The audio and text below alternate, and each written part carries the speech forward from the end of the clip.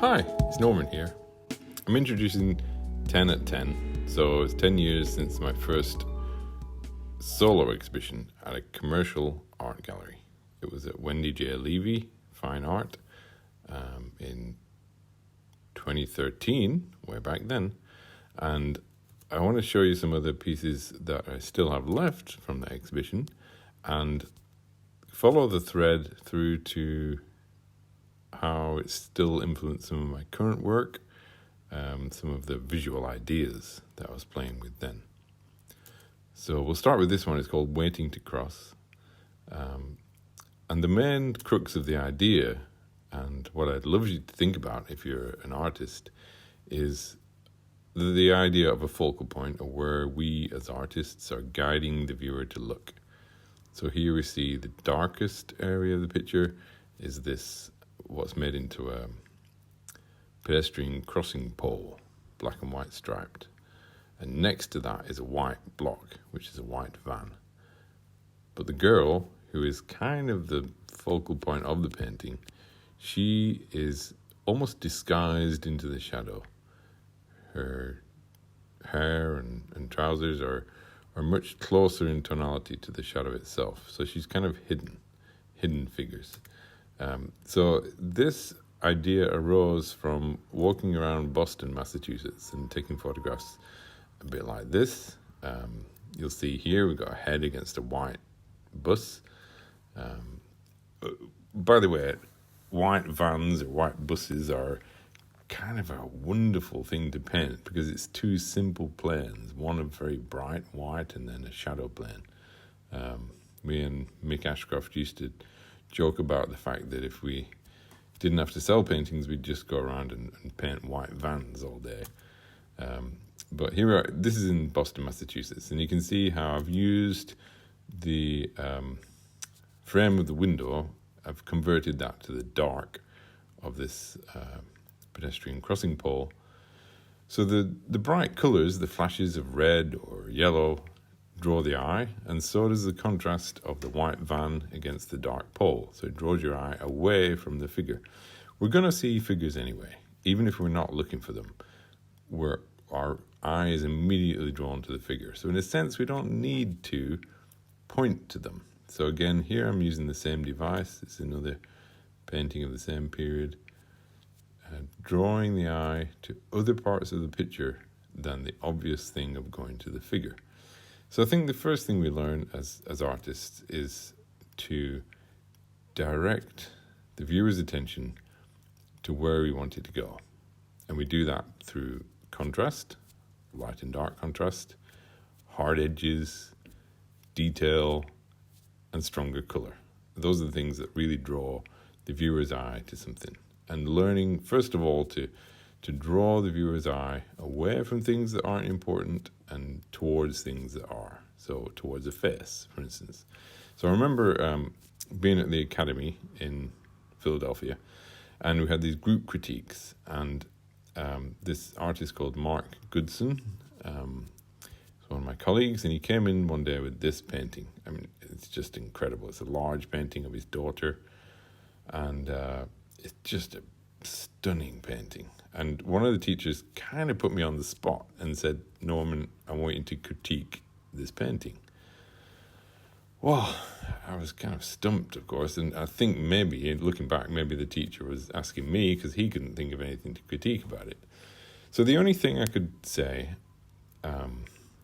was that all our attention is drawn to the face, to the head.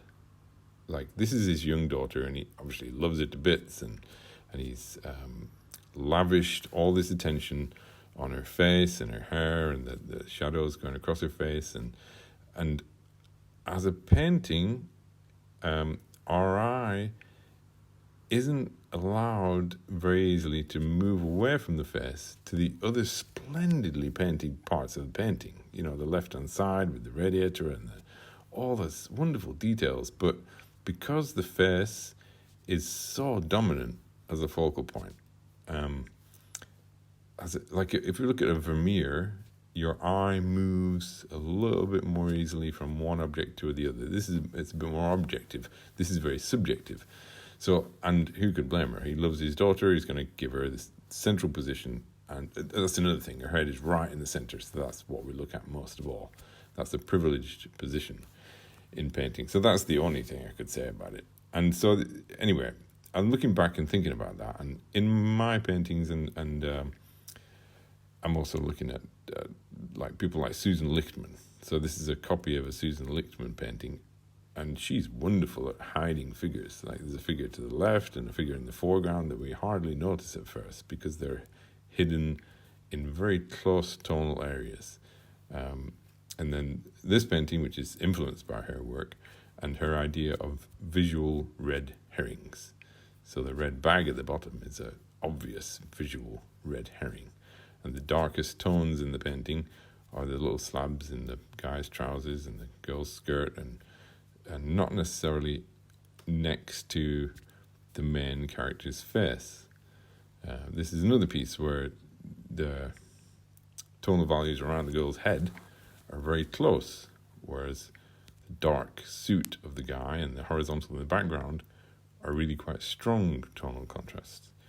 So the idea is basically to draw the viewer's eye into other parts of the picture than the obvious parts. This piece is called 5:15, referring to the time to go home. It's also the name of an art group in Preston at the time, but anyway. So we can see that the eye is drawn to odd places, like behind the head rather than in front of the head. So when I got back to England, I was taking photographs in windows and looking at the pedestrians reflected in windows. This is a Manchester Art Gallery window and the reflections on the street of Mosley Street. So this photograph was flipped around and became this one, and it needed some divisions in the window pane and changes in tonal value, like in the guy's jacket, to make sense of why these tonal values were so close in some parts and so contrasty in others. Here I'm expanding upon the idea of the white van, and also introducing this lit bus stop sign as another slab of colour, contrasting to the red car, and then a couple of hidden figures within the shadow field. So this smaller work developed into this larger work, which was exhibited at my first solo show in 2013. And then sometimes if a painting doesn't sell, it hangs around for long enough and I just end up reworking it. So this was reworked and exhibited and sold 2019. So you can see some of the changes just flipping backwards and forwards. The red lights is a big change, but there's lots of bits of changes in a composition like that.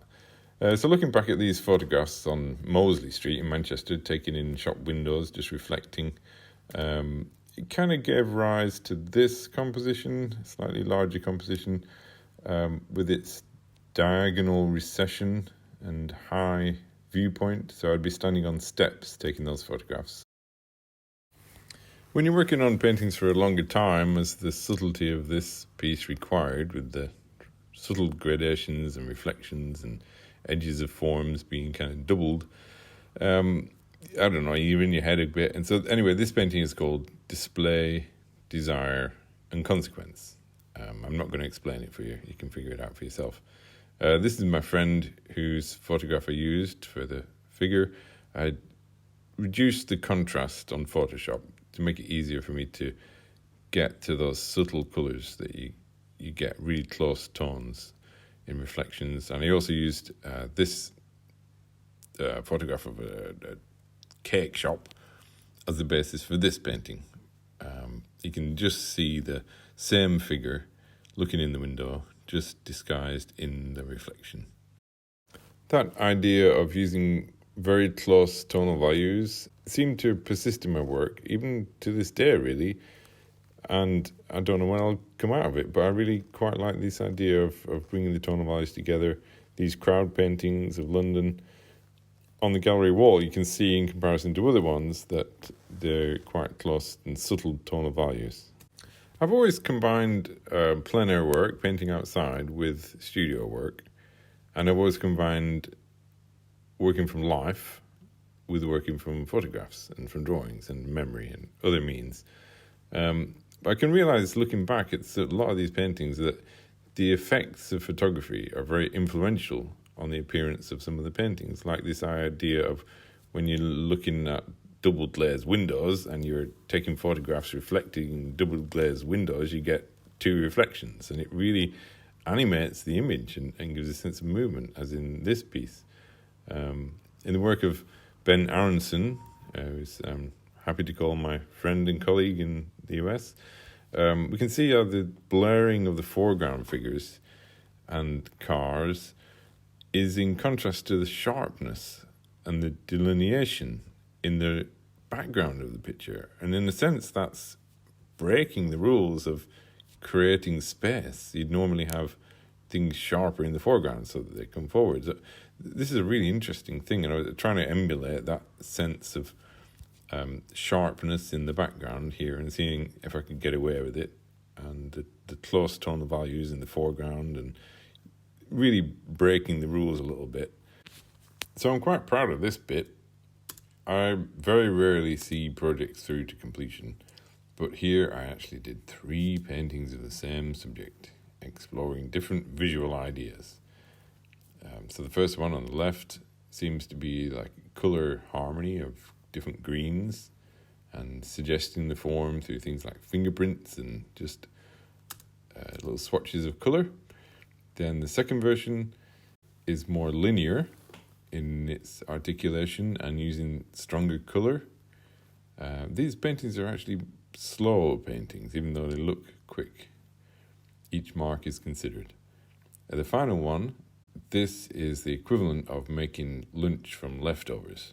So here's all my leftover accumulated paint, and using specifically the duller colours, I was wondering if I could actually make a painting from those. So the reds are pretty dull reds, but hopefully in combination to the greens, they kind of sing out a bit. Finally, this effect of photography is panning, which is moving the camera at the same kind of motion as the figures, and you get some pretty cool effects. And this is probably one of the more abstracted pictures I've done. This is the result. And now is your chance to get hold of a little piece of history, for 10 days until the 24th of October. These paintings here in the photograph with me will be available at a really special price in the Artist Support Pledge. So please head over to normanlongartist.com, have a look, see what you can pick up. See you soon.